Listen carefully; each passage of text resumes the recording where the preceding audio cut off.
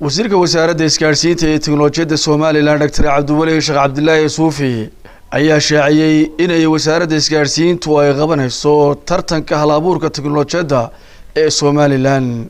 wasiirka wasaaradda isgaarsiinta iyo tiknoolajiyadda Soomaaliland Dr. Cabdiwali Sheekh Cabdullaahi Suufi ayaa dhalinyarada baratay cilmiga tiknoolajiyadda waxa uu fariin u mariyay hawadayso markaasi ku booriyay inay ka faa'iideystaan qabashada tartankan ku saabsan tiknoolajiyadda iyo sidii loo horumarin lahaa. waxaan maanta doon halkan kaga dhawaaqo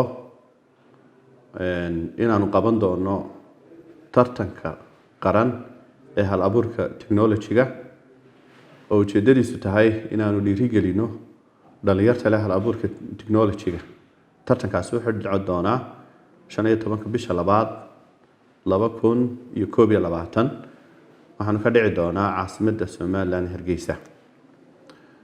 tartankani waxa uu ka dhigan yahay in qof kasta oo dhalinyaro oo leh hal abuur technology uu maaragtay soo bandhigo xal ama software uu sameeyay iyadoo aan awood saari doono dhowr qaybood.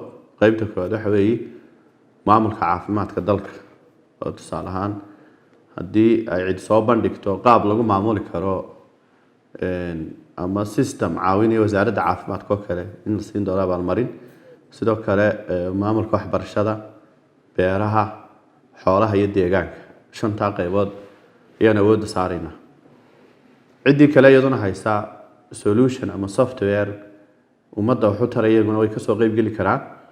marka tartankan qaab ku dhacaya wuxuu dhici doonaa in wasaaraddu ay magacowdo guddi madax bannaan oo kala saarta software-rada iyo systemyada la sameeyay iyagoo qaab madax bannaan u shaqeyn doona kana eegi doona dhinacyada farsamo, dhinacyada maaragtay inuu xalkan yahay ama solution yahay mid dhaba oo qofkaanu meel kale ka soo koobiyay iyo faa'iidada uu hadhow toole u soo celin doono. waxa ka soo qayb galaya qof kasta oo dhalinyaro oo IT-ga u leh aqoon samayn kara software hore aan suuqa ugu jirin.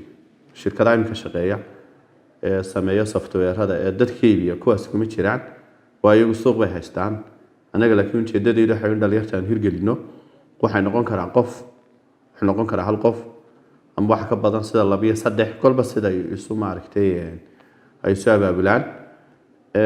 waqtiga la qabanayo sida hore u sheegay waxa weeye waa 15 bisha 2 2021 insha Allah. muddada ka hadhay waxa laga rabaa kow inay soo xirayaan codsiyada guddiyada sheegi doonta goobta iyo qaabka loo soo xireynayo inay keenaan waxa weeye solutions iyo software iyagu ay sameeyeen oo aan email kale ka keenin iyo ugu dambeyn inay ka soo qayb galaan oo ay heegan u haadaan oo gacan banaanaadaan muddada ay socoto waxa kala saarido. ugu dambeynna waxaan ku dhiirigelinayaa qof kasta oo dhalinyaro oo hal abuur leh oo doonaya in uu mustaqbalka uu ku shaqeysto technology-gu inuu ka soo qayb galo. waa madal furan, cid gaar ah male. qof iyo farsamadiisa iyo tartankiisa iyo wuxuu keeno sida loogu qanca ayaa lagu kala baxayaa. marka waxaan ku gabagabeynayaa Somaliland National Software Competition ama tartanka hal abuurka technology-ga Somaliland in la qaban doono sida ay ka soo qayb gal wanaagsan